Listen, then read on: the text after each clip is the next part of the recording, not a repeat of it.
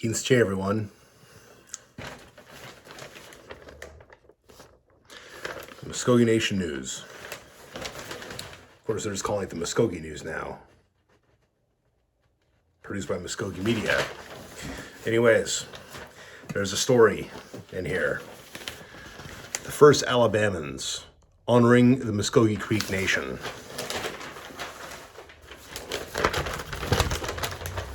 This is actually a story I've been paying attention to for a while now, for over a decade. So, this is an article by Mekko Thompson, who, as it says here, is the Mekko of Hickory Ground tribal town, a lifetime position that he's held for over 50 years. Okay, I don't think he was under the age of 30 when he was made the Mekko. I doubt it. Could be wrong, but you know. So he's got to be up there in age. I don't know for sure, but and he currently serves as a justice in the Mvskoke Creek Supreme Court. He's a fluent speaker of the Mvskoke Creek language and has been designated as a living legend within the nation, with good reason. I don't agree with everything he says in this article, and I will explain why as I read the article to you. But I agree with most of it, and I'll give some comments at the end, or in the middle, we'll see. It goes, the Mvskoke Creek Nation's story in the Southeast is one of resiliency. Over the years, we've had our land seized by speculators, squatters. I've gone through that in previous videos. Federal agents, and even the U.S. government itself. By the 1830s, the federal government went so far as to relocate us by force, and yet today we stand as strong as ever. It's actually very true. There's a lot of things the Mvskoke Nation is doing for its people right now, and a lot of development that we're doing, which, quite frankly, didn't exist back in the old days. Granted, technology was different back then, but even still, it seems like there might be a little more wealth throughout the nation, debatably so if you adjust for inflation, but that's another story. But we're doing pretty strong. I agree with him on that. Alabama Public Television recently aired a documentary with the participation of the Porch Band of Creek Indians that touched on some of this story. The video highlighted the oppression and discrimination that is all too familiar to Native Americans everywhere. However, it also offered some statements and omissions that I feel must be clarified. I serve as the Mekko, or chief, of the modern-day Hickory Ground tribal town, located in southeast Oklahoma. Prior to removal, Hickory Ground served as the last capital of the National Council of Creek Nation in what is now Wetumpka, Alabama. As Mekko, it is my job to protect and preserve Mvskoke Creek lifeways and culture. Our culture values respect. I'm going to try to pronounce this.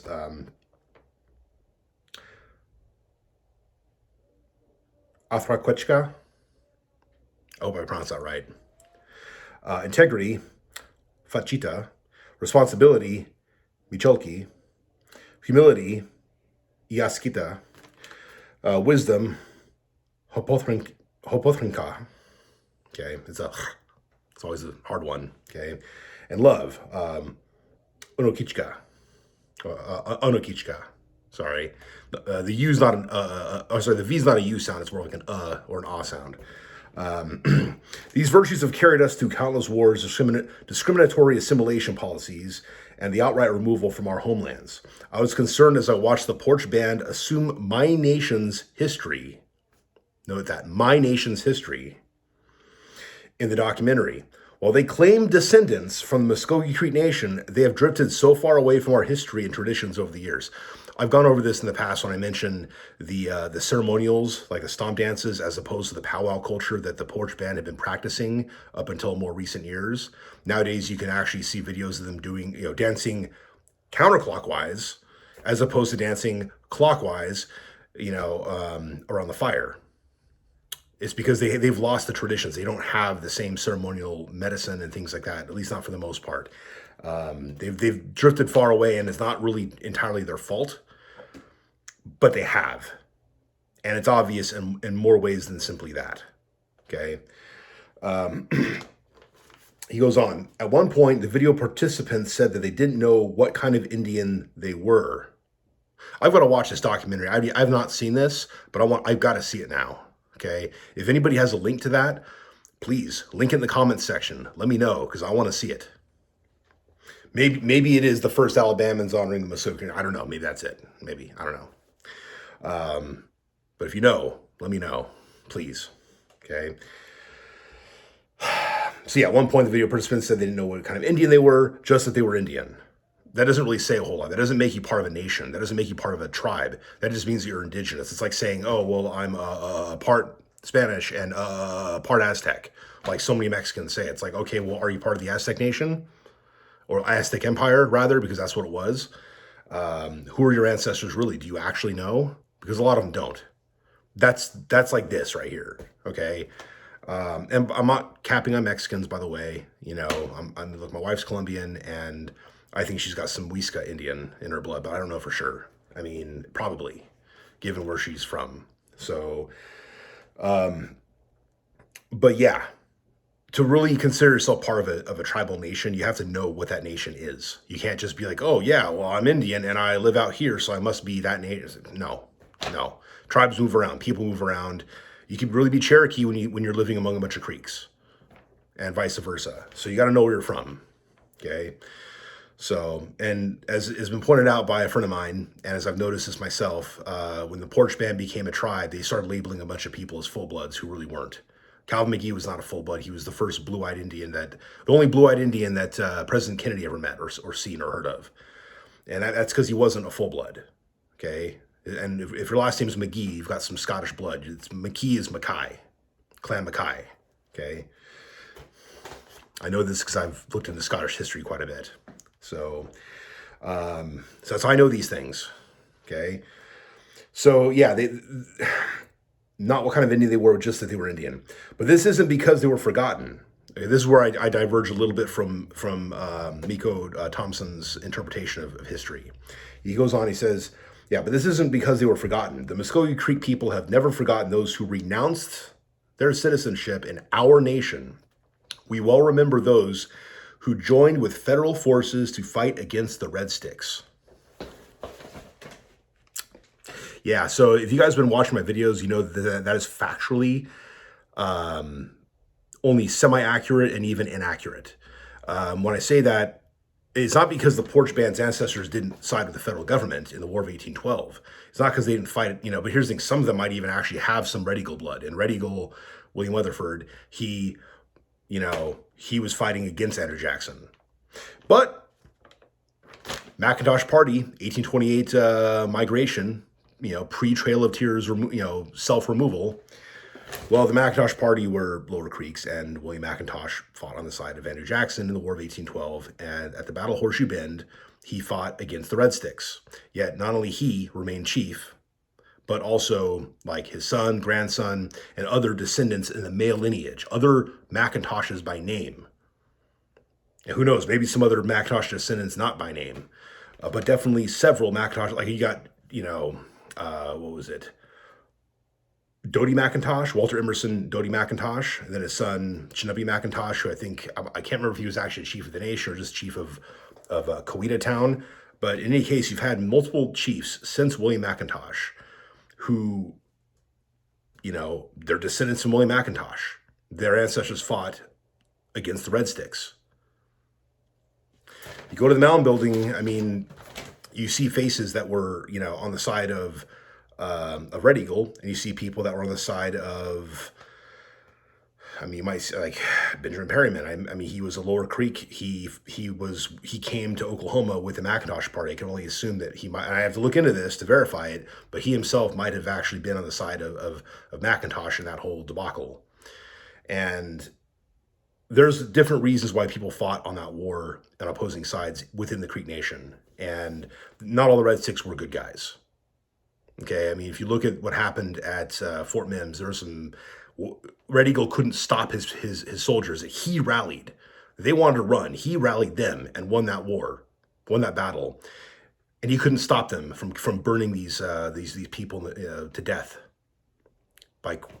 So what I'm saying is the Red Sticks got some actual legitimate blood on their hands too. So there's reasons why the Creek Nation was divided. It wasn't simply out of greed or betrayal or things like that. It's more complex than that. So again, Not disrespecting Mekko Thompson if he's watching. I don't think he is, but if he is, if he ever does, or his family ever does, I mean no disrespect to Mekko Thompson. I have great respect for what he says here, but that is factually inaccurate. I'm going to call a spade a spade. I don't care what somebody's position is in the nation or anywhere else in the world.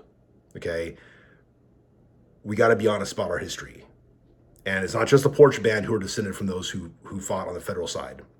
Some of our people in Oklahoma, those who actually came to Oklahoma before the Trail of Tears, namely, and who mixed with the others in time, are in fact descendants of those who sided with the federal government against the Red Sticks.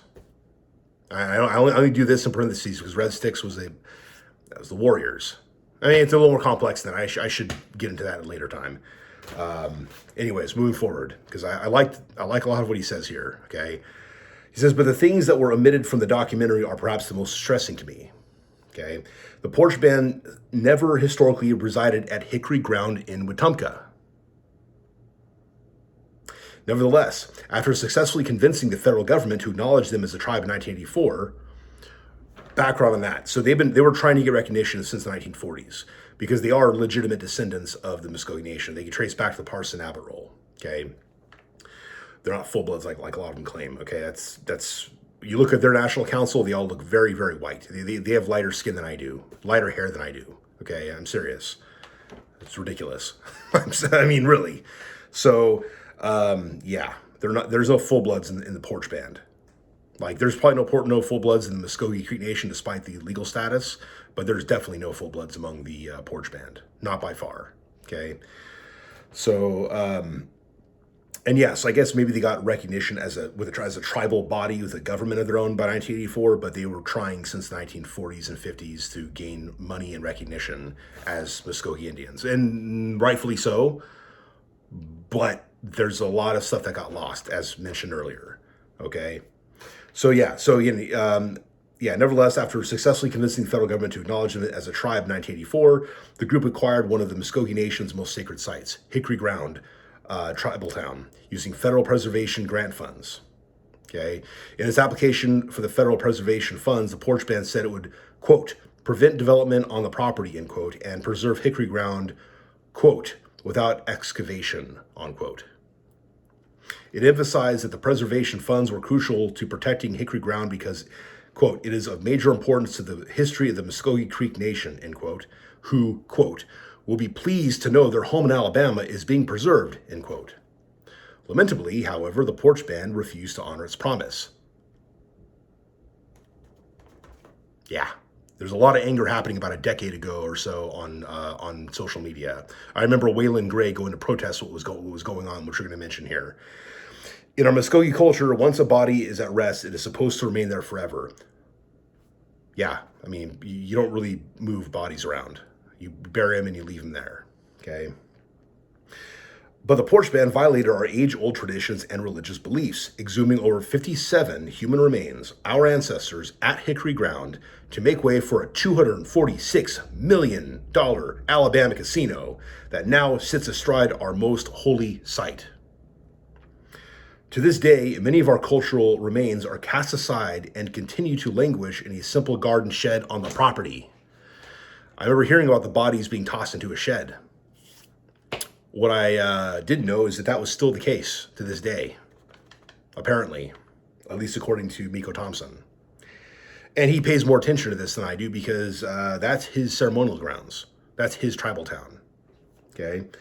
So, yeah, just keep that in mind. This does piss me off, by the way. So I may disagree with him on part of the history, as I mentioned, but the rest of the stuff, and by and large, this whole article he did, I very much agree with, and I'm with him. Okay. We traveled to Alabama to see for ourselves whether what we heard could possibly be true. Our children wept at the sight of bulldozers and dirt piles where our ancestors once laid in peace. We were overwhelmed by a sense of irreparable loss and hopelessness. Our religion binds us to protect our ancestors and keep them at peace, and we felt unbearable anguish knowing that we had failed in this duty. I don't totally blame the Hickory Ground people of Oklahoma for what happened. I mean, obviously they were the ones who needed to pay the most attention, but even then, unfortunately, this is more complex than that. So, Yeah. In this, going on, in the documentary, the porch band was not transparent about its past transgressions against Mvskoke Creek culture, transgressions that they have yet to apologize for or make any effort to rectify. Yeah, no shit. They want their casino. Every one of them is benefit. Even those who did not like what they were doing are benefiting from it financially. Some people I know were speaking out against it on social media, but not enough people in the porch band were speaking out against it on social media or in general. Now, again, I'm not blaming the entire porch band, but you're all benefiting from this. You want justice? Do something about it.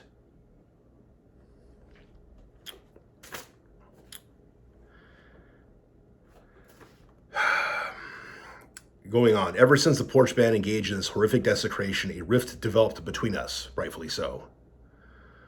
I might add. We desire closure, but we also believe that reconciliation requires recompense. Telling the truth about Hickory Ground and apologizing would be a good place to start, even as we hoped and pray that we will one day be able to bring justice to our ancestors. While the porch band may have forgotten its duty to protect some of the most sacred spaces at the heart of the Mvskoke Creek religion and culture, local, state, and federal lawmakers cannot afford to make the same mistake. Many members of the U.S. Congress have not lost sight of their responsibility to safeguard historical Native sites from desecration. In recent years, representatives have attempted to prevent the porch band from desecrating Hickory Ground. More recently, Representative Raul Grijalva, Democrat of Arizona, the chairman of the House Natural Resource Committee, and Senator Bernie Sanders, Independent Vermont, also reintroduced the Save Oak Flat Act, the legislation to safeguard the Oak Flat area of the Tonto National Forest from the mining proposals that the DOJ recently approved.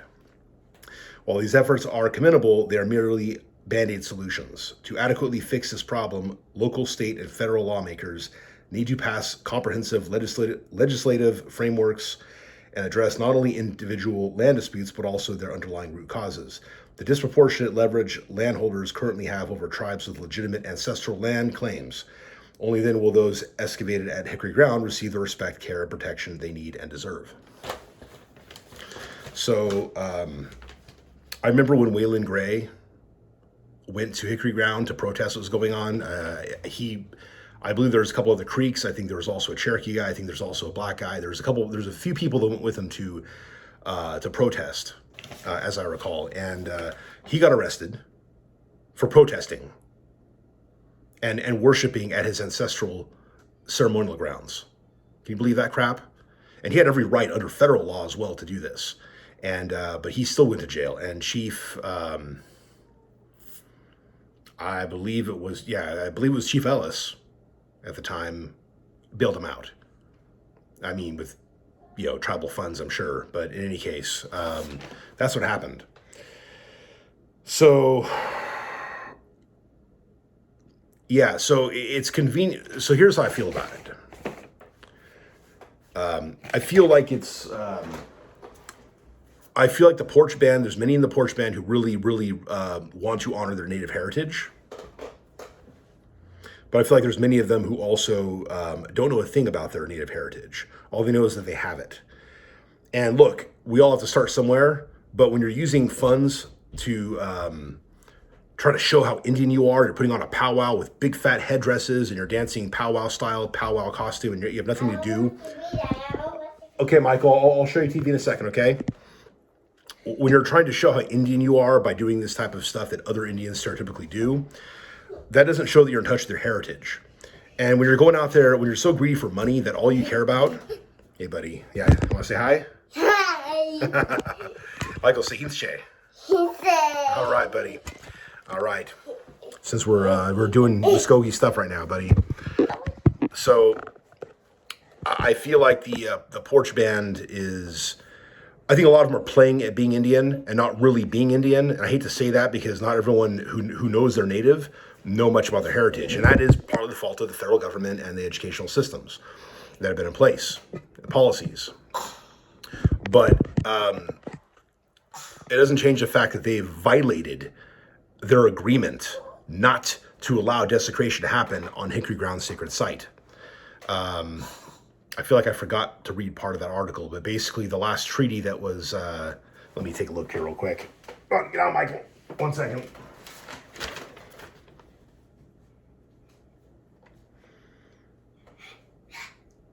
No, I did read it. Yeah, prior to the removal, Hickory Ground served as the last capital of the National Council of the Cree Nation.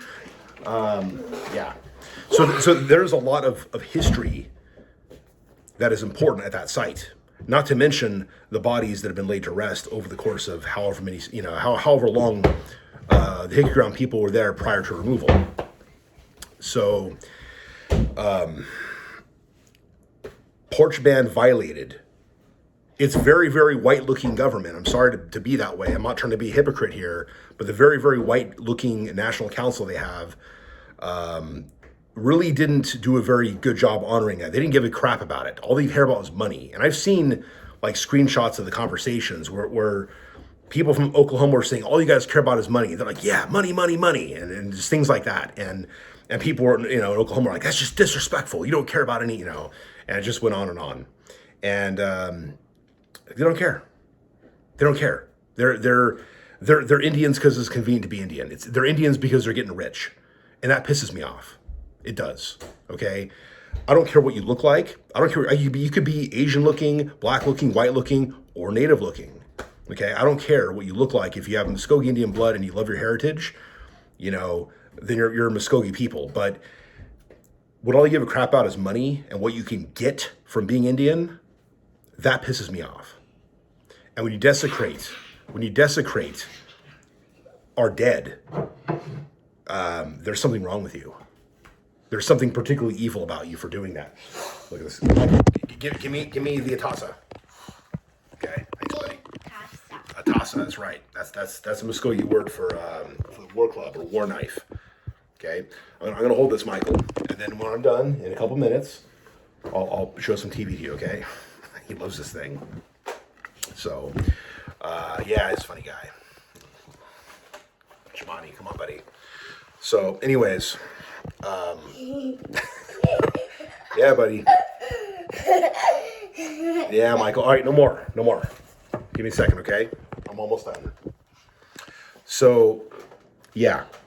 And look, don't get me wrong. There's people that look full-blooded that use their position in the tribe to get money. And we have a former chief that did that, and he didn't get reelected for it. You all know what I'm talking about. Michael, no. And yeah, I'm not going to say his name, but we know why he didn't get reelected. He had some backdoor deal with a casino. Okay. Anyways, I care about my heritage. A lot of us California Creeks who actually care about our heritage but can't be involved in a lot of stuff, and others who are at large or off the reservation, as they're now calling it. We do care about our heritage, but not everyone knows much about it, and that's probably why I'm doing these videos, is so we learn more about our history. We know more about what's going on and what's happened in the past, and maybe about what's happening currently. This is a current event. This Hickory Ground thing is still ongoing because it hasn't been resolved, and it's still being talked about. So I want to see justice happen. I do. This is one of those rare instances where I want to see like the federal government get involved, because Hickory Ground belongs to the Oklahoma Creeks, specifically those at Hickory Ground who have Hickory Ground blood. Okay, it doesn't belong to the Porch Band. It never did. Those aren't their ancestors, so they don't give a crap. They don't give a crap that they're digging up the bodies of dead people because they're making money off of it. Now, here's the thing: I would never want to dig up anybody's body, unless I want to like put my dad in a better cemetery or something like that. And even then I don't want to do that because he's already buried. Okay. Like if I was buried where I don't want to be buried, I would actually want to have my body moved to somewhere where I do want to be buried. But all that aside, like generally speaking, you don't do that. My mom's uncle told her, because my mom saw a bunch of these sticks. And she asked my uncle, or her uncle, my great uncle, hey buddy, I love you too. What are these? Like, oh, those are, don't mess with the dead, because there's dead people buried there. And that was a traditional thing, have the sticks set up there. Well, and there's also little houses. Actually, that's what it was. There's the houses that are on top of some of the graves. And he said, don't mess with the dead. So, so that's something that, I grew up always understanding and respecting. I've visited many cemeteries over the years. I love visiting cemeteries. It's, to me, it's a holy place to visit the dead. Now, I would never want to see a cemetery bulldozed for any reason whatsoever. I don't care what the reason is. I don't want to see it bulldozed. When Jesus wants to resurrect the dead, he can bring all the dead out of those graves. Until then, they need to stay right there where they're buried. So, so shame on the porch band for doing this. I'm sorry, shame on the membership for not speaking out enough, because it was desecration. They're all guilty. They're all guilty because they're getting money from it. They are guilty participants in all this. And I'm sorry, even to my friends in the porch band, if you don't speak out about it, you're guilty, because you know that it was wrong. You know that, and you were alive when it happened. It's still happening. Do something about it. Band with us against your council, and help us reclaim Hickory Ground. By us, I mean Oklahoma Creeks. I know you're not going to do this, though. You're not, because it benefits you, and you feel like the deed's already done. I think that whole damn casino needs to be bulldozed, and the land needs to be restored as much as possible to its natural state, because it is a burial site. Put all those bodies back in the ground where they belong, throw some grass on top of the dirt, and make it a mound in their memory, because that they deserve respect. And I'm sorry, these greedy, so-called Indians don't deserve the casino. And those who really are Indians, in spirit as well as blood, need to make their voices known. Maybe you don't feel like you can, but use social media, do something. Show some solidarity with us, because if we're really your Mvskoke brothers, if we, the Mvskoke Creek Nation of Oklahoma, are really your brothers and sisters, show some respect for our ancestors. Okay? Show some solidarity, because what happened was wrong. Your government, your tribal government, is wrong for what it did.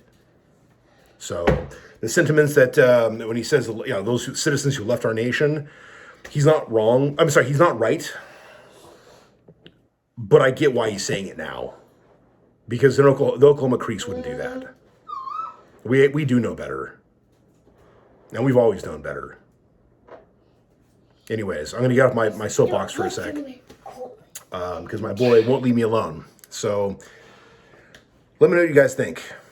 Would you want somebody digging up your parents, your grandparents, your great-grandparents? Do you feel like after a certain number of generations it no longer matters? Because I think it always matters. I don't want to see anybody who shouldn't be dug up. And I mean that, and by that I mean pretty much anybody, unless they specifically wanted to be put somewhere else for some reason, and that was in their will, or the whole family knew that was the wrong place to bury them. We got to move it to somewhere else. Unless that's the case, unless there's something very specific of that nature. And that might depend on the person's religious beliefs as well, okay? Unless that happens, I don't think anybody should be unburied. I think they need to stay exactly where they're buried and stay there, again, until the second coming of Christ. When the earth and the seas will give up their dead, and the day of judgment happens. Until then, leave them in peace, okay? And that's what I got to say about that. Anyways, Mado for watching.